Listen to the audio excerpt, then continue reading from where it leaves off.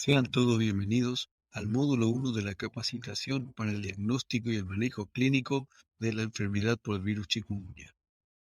Este módulo trata sobre las generalidades de la enfermedad por chikungunya y está basado en la guía 2023 del manejo clínico de la enfermedad por virus chikungunya y organización de los servicios de salud del Ministerio de Salud Pública y Bienestar Social. Arbovirosis. Las arbovirosis son un grupo de enfermedades causadas por diversos virus que se transmiten a los seres humanos mediante la picadura de insectos que son conocidos como vectores. Representan un reto para la salud pública debido a que causan epidemias de gran magnitud. Estas enfermedades están determinadas por una compleja dinámica de factores tanto sociales como medioambientales, por lo cual la participación ciudadana para la prevención y para la mitigación del impacto de la enfermedad es sumamente importante. En América, así como en Paraguay, históricamente el dengue es la arbovirosis más frecuente, pero desde hace aproximadamente una década se le han sumado la enfermedad por virus chikungunya y el Zika. La enfermedad por virus chikungunya es una enfermedad transmitida por los mosquitos del género Aedes y fue descrita por primera vez en 1952 durante un brote en el sur de Tanzania. Desde el año 2004 se ha expandido a nivel mundial provocando epidemias sin precedentes en cuanto a su magnitud en Asia y en África. En Paraguay se confirmó la circulación autóctona en enero del 2015, 2 años después de haberse confirmado la circulación autóctona en las Américas. En el caso de Paraguay se dio con un brote iniciado en el distrito de Fernando de la Mora. Posteriormente, entre los años 2015 y 2021, se han producido brotes focalizados sin que se tuvieran registros de fallecidos. En cuanto a la situación actual de chikungunya en el país, desde la semana 40 del 2022 se observa un aumento sostenido de casos de chikungunya que ya ha superado el histórico registrado desde la introducción de la enfermedad. Al corte de la semana epidemiológica 10 del 2023, el acumulado es ya de 47.111 casos confirmados y probables. La tasa de mortalidad es de 0,6 por 100.000 habitantes, con un predominio de la enfermedad en mayores de 60 años y del sexo masculino. Se han observado formas clínicas atípicas durante este año 2023, destacándose la encefalitis, que en un 32% de los casos se ha registrado en menores de 6 meses de edad. Siguiendo con otras características del virus chikungunya, podemos decir que es un alfavirus transmitido por mosquitos, que causa poliartralgia febril aguda y artritis inflamatoria, así como también erupción cutánea y otras manifestaciones sistémicas que ya vamos a mencionar más adelante.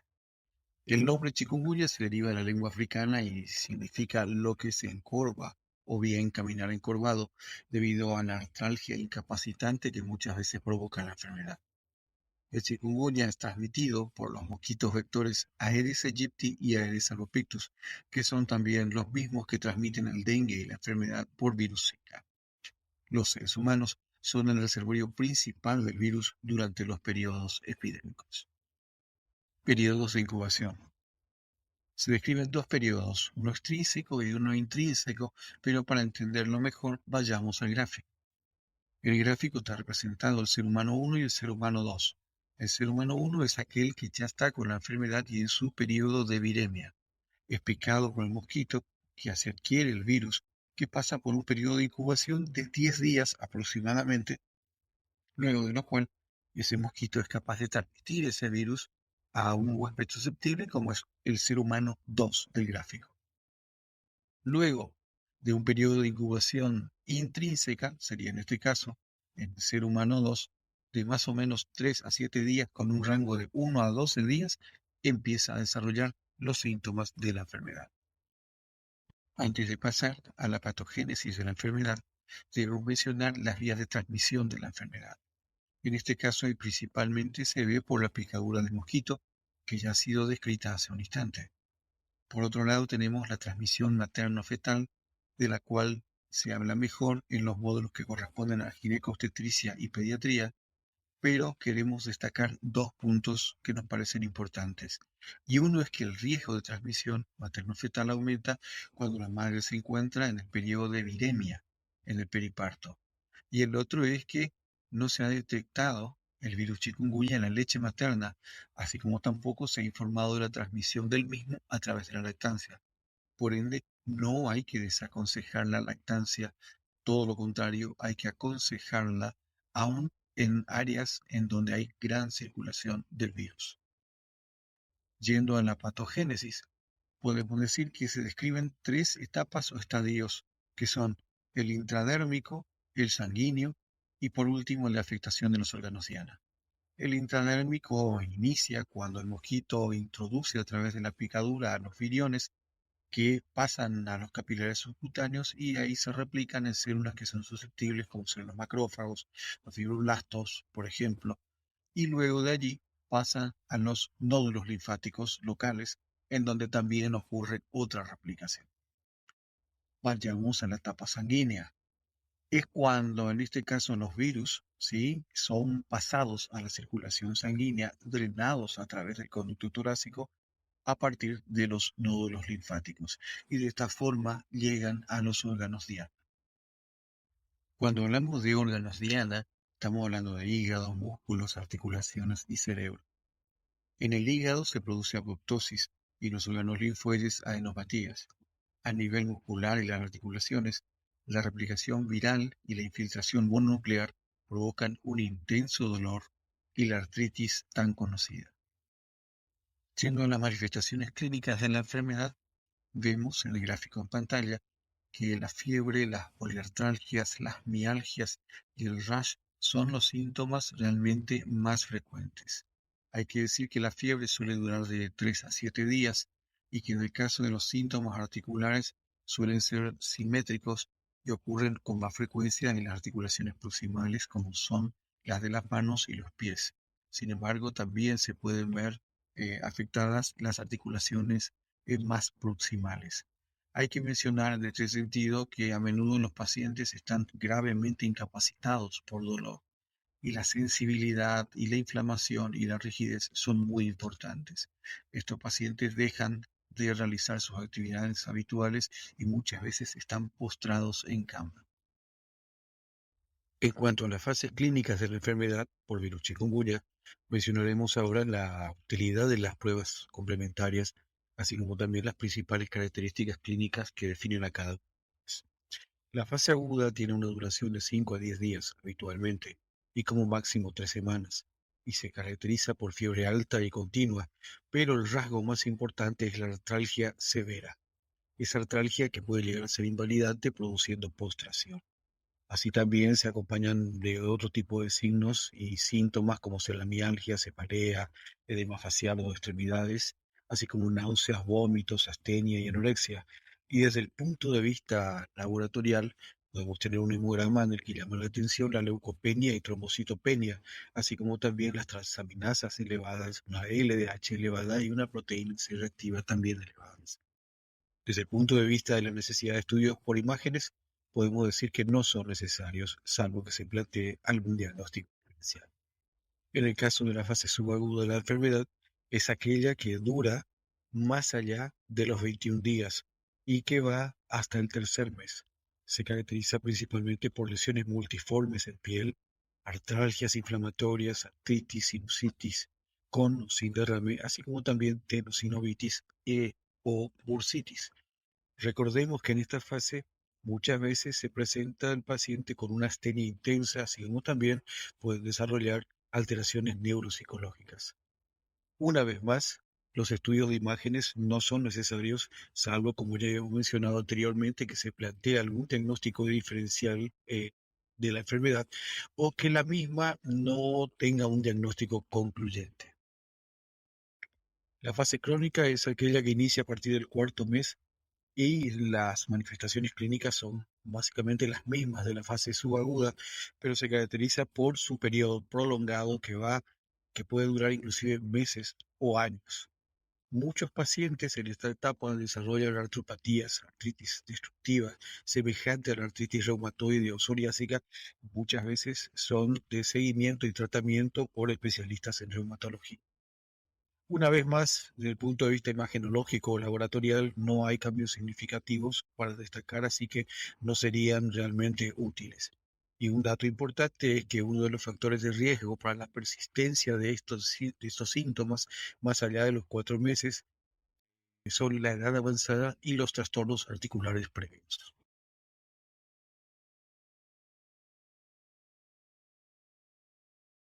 Vamos a dar inicio a la segunda parte de generalidades de la enfermedad del virus chikungunya en el contexto del módulo 1 de la capacitación en diagnóstico y manejo clínico de la enfermedad por virus chikungunya. ¿Cómo se definen los casos? Caso sospechoso, caso probable, caso confirmado y caso descartado. Un caso sospechoso es, por ejemplo, aquel paciente que llega con fiebre y artralgia o artritis incapacitante de inicio súbito no explicado por otra condición médica. En el caso de un niño serían los menores de 1 año aquellos que presenten erupciones cutáneas, fiebre e irritabilidad. Y en el caso de un recién nacido, por ejemplo, ver los antecedentes maternos que son muy importantes de fiebre antes, durante o en el posparto. Un caso probable es aquel caso sospechoso que cuente con un resultado positivo de ELISA IgM para chikungunya o con nexo epidemiológico con caso confirmado de chikungunya. Un caso confirmado es todo caso sospechoso que cuente con un resultado positivo de técnicas moleculares de PCR convencionales o PCR en tiempo real o aislamiento viral. Un caso descartado es aquel caso sospechoso notificado que no cumple con la definición de caso sospechoso, que cuente con un resultado negativo para técnicas moleculares o de aislamiento viral o serología, siempre y cuando éstas hayan sido tomadas en fecha correcta de acuerdo a la fecha de inicio de síntomas. Habiendo conocido la presentación clásica de la enfermedad, pasaremos ahora a conocer las manifestaciones clínicas menos frecuentes. En el gráfico en pantalla podemos ver dos columnas, una de las cuales nos muestra los sistemas u órganos afectados y la siguiente las manifestaciones clínicas relacionadas a los mismos. Podemos mencionar en el caso del sistema nervioso central y periférico, meningocefalitis, convulsiones, síndrome de Guillain-Barré, así como por ejemplo neuropatías. En cuanto a las alteraciones oculares, pueden manifestarse como neuritis óptica, retinitis, uveitis. A nivel cardiovascular, podemos tener una miocarditis, pericarditis, insuficiencia cardíaca, arritmias. A nivel de la piel, hiperpigmentación fotosensible, dermatosis vesiculobulosas. A nivel renal, nefritis, insuficiencia renal aguda y otros como ser, por ejemplo, discrasia sangrante, neumonía, síndrome de secreción inadecuada de hormonas antidiuréticas. Vamos a pasar rápidamente a ver algunos de los diagnósticos diferenciales. En el cuadro que estamos viendo se ve una columna en donde se maneja el diagnóstico diferencial con el nombre de la enfermedad y en el siguiente la presentación. Voy a citar a la malaria, al dengue, a infecciones por el favirus, a la artritis posinfección, incluyendo fiebre reumática, y a la artritis reumatoidea juvenil. Probablemente de los diagnósticos mencionados como diferenciales, aquel que nos va a plantear más dificultad va a ser el del dengue y vamos a detallarlo a continuación. No siempre es tan fácil diferenciar las arbovirosis entre sí, máxime teniendo en cuenta de que en este caso, como vemos en este cuadro, tanto chikungunya como dengue cursan con fiebre, hay mialgias, artralgias, cefalea, rash, casi todas las mismas manifestaciones que se dan en algunos casos en forma más importante en una entidad que en la otra. Por ejemplo, un dato muy importante es el de las artralgias, que realmente son mucho más importantes en cuanto a intensidad en el chikungunya, así como también, por ejemplo, el dengue tiene más propensión a un shock, tiene más manifestaciones hemorrágicas. Hay que recordar que el dengue clásicamente se define como la presencia de fiebre más dos o más de las siguientes manifestaciones que voy a mencionar, como ser dolor retrocular, mialgia, cefalea, rash cutáneo, leucopenia, por ejemplo. Sin embargo, muchas veces Vuelvo a decir, el diagnóstico no es tan fácil desde el punto de vista clínico y entonces debemos recurrir a otros métodos. Entonces, ¿cómo hacemos un diagnóstico virológico de chikungunya? Tenemos que tener en cuenta principalmente los días desde el inicio de los síntomas de la enfermedad. El diagnóstico molecular se realiza durante la aparición de los primeros síntomas de la enfermedad hasta el día 5 de inicio de los mismos, siendo en este caso la técnica de elección la PCR en una muestra de, por ejemplo, líquido cefalorraquídeo o suero. El aislamiento viral no es un método que se utilice como método diagnóstico de rutina y sí es importante entender que luego del sexto día, los métodos serológicos ELISA para la detección de inmunoglobulina M y G son los utilizados. El algoritmo que vemos nos va a ayudar a definir desde el punto de vista del diagnóstico virológico si nuestro caso sospechoso resulta ser o no confirmado de infección por virus chikungunya.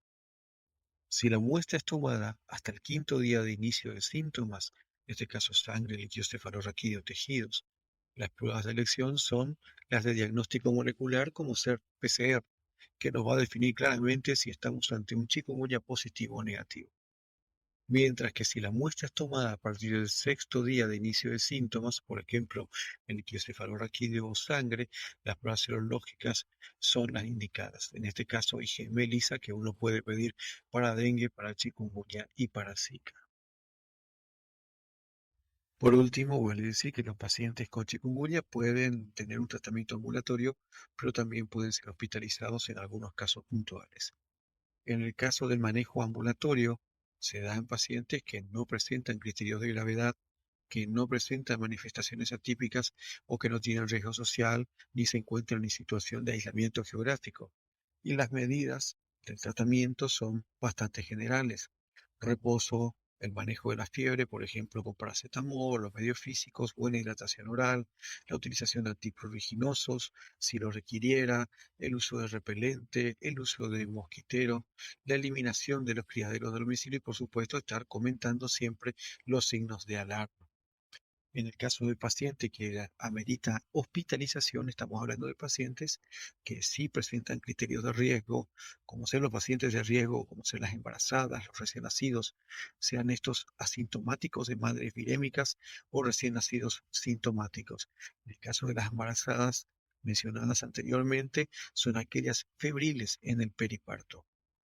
En estos, en el hospital, se hace, por supuesto, un control, un monitoreo, un manejo de la fiebre, también antiinflamatorios endovenosos, antipruriginosos tópicos si lo ameritara, por ejemplo, hidratación parenteral, alimentación liviana, uso de mosquiteros, aislamiento de cohorte, que es para facilitar el control clínico justamente, y, por sobre todas las cosas, un manejo multidisciplinario conforme a las manifestaciones clínicas.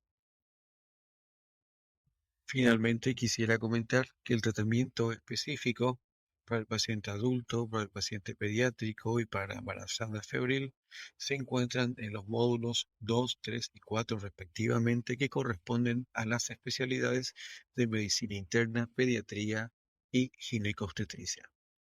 Muchas gracias.